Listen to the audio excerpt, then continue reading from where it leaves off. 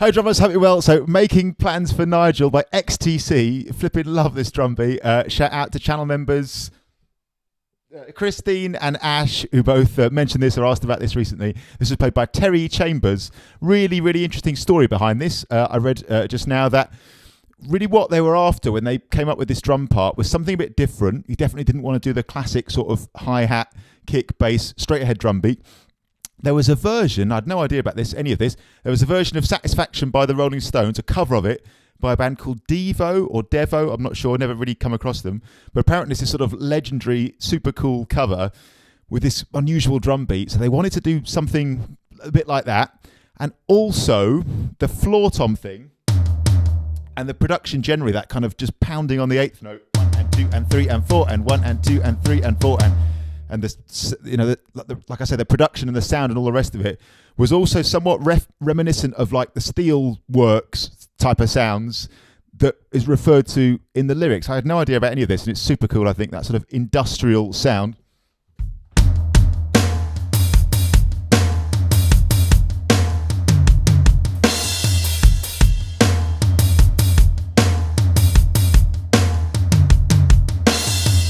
As soon as you hear it, you're like, yeah, of course, that makes sense. What an amazing bit of songwriting on drums, artistry, reference to the context of the song, the lyrics, brilliant, love it. So this is a little 4-bar loop I'll present here. Like I say, the big thing is the floor tom, not the hi-hat playing eighth notes. When I made a video a couple of days back about a bass drum drill, Ash pointed out that would be a perfect little thing. This would be a perfect tune to practice that along to.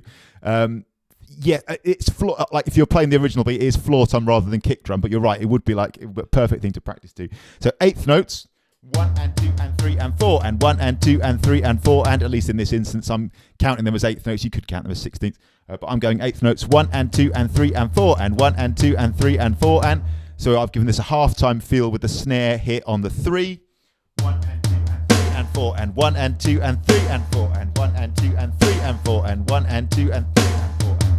Generally, the bass drum plays 1, 2. So 1, 2, 3 and 4 and 1 and 2 and 3 and 4 and 1 and 2 and 4 and.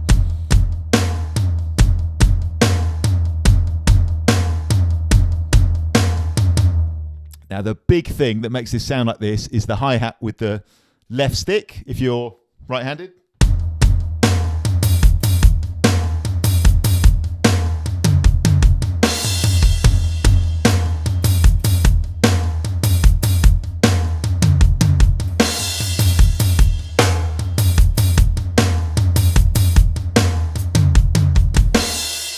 So as you can hear, it's playing off beats, right? So if you're counting 1 and 2 and 3 and 4 and 1 and 2 and 3 and 4 and 1 and 2 and 3 and 4 and 1 and 2 and 3 and 4 and I think to my ears that the floor tom just keeps going. It's tempting to like drop out the floor tom when the hi-hat comes in, but I don't think we do. I'm going to keep pressing on floor tom all the way. In the intro, it's always the hi-hat. Once the singing kicks in, once the verse kicks in, on the like third and fourth bars, the last little pss, pss actually moves up to the top or a higher tom-tom, as you can see. So I'm just going to play you the 4-bar loop a little bit. So I'll go slow. 1 and 2 and 3 and 4 and 2 and 3 and 4 and 1 and 2 and 3 and 4 and 1 and 2 and 3 and 4 and 2 and 3 and 4 and 1 and 2 and 3 and 4 and 1 and 2 and 1 and 2 and 3 and 4 and 1 and 2 and 4.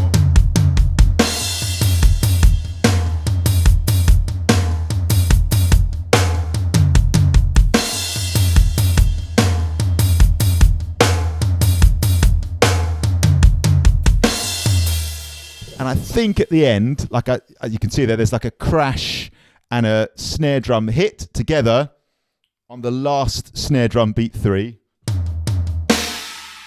And I think, it's a little hard to tell, I think the bass drum does one extra note. So rather than doing 1, 2, 3, like on all the other times, on the fourth bar, I think 1, 2. It might just be that he plays the floor tom a bit stronger on the and of beat 2. Anyway, either is fine. So I'm going to roll through the whole thing a little bit. I'll go slow and pick up some speed. So 1 and 2 and 3 and 4 and 2 and 3 and 4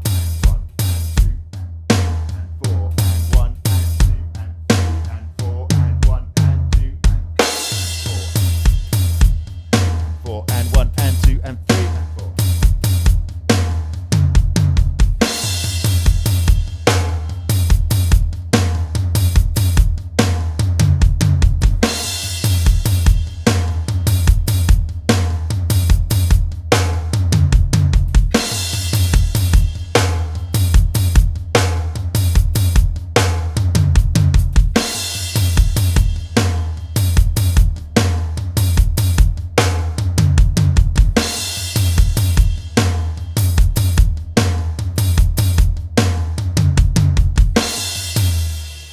What a classic groove, man. Absolutely love it. So, like I say, shout out to Ash and Christine for mentioning that one. Absolutely classic. Can't believe I didn't cover it before. Amazing little history. I love that story of how they came up with that groove.